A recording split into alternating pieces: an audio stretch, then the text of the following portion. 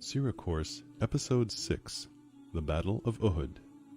Less than a year after the Battle of Badr, the Quraysh decided to march back towards Medina to avenge the deaths and losses they had suffered in Badr. They left Mecca with more than 3,000 fighters. Upon receiving news of this approaching Meccan army, Prophet Muhammad, peace be upon him, consulted the companions on the best strategy for defending the city of Medina. While the companions differed on whether they should stay inside the city and defend it versus going outside the city to face the enemy, the Prophet, peace be upon him, took the decision to go forth with the latter approach.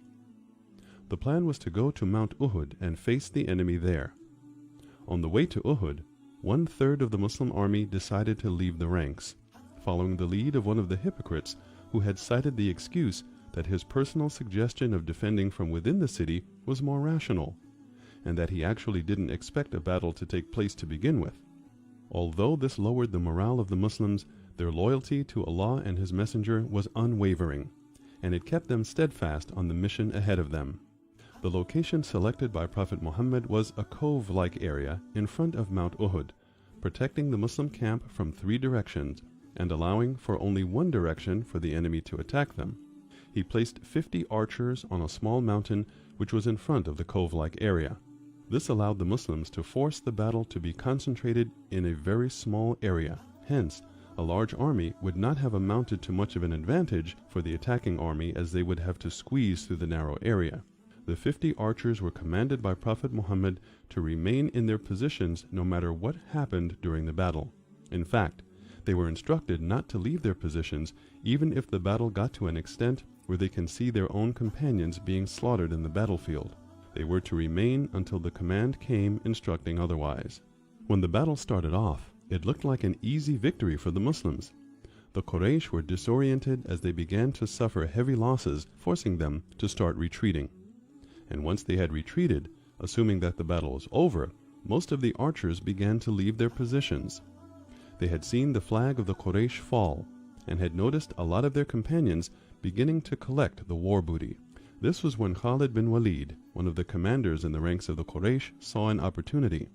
Although he had retreated, he now saw a chance to counterattack. He noticed that most of the archers had fled their positions, leaving a large area empty which he could use to counterattack. He gathered his men, came back towards the battlefield, sneaking up on the remaining handful of archers, managing to successfully kill them.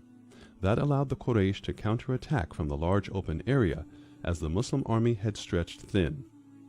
This incident proved to be disastrous for the Muslim camp, as the Quraysh successfully managed to cause many casualties, forcing the Prophet to retreat up to a small cave up the mountain.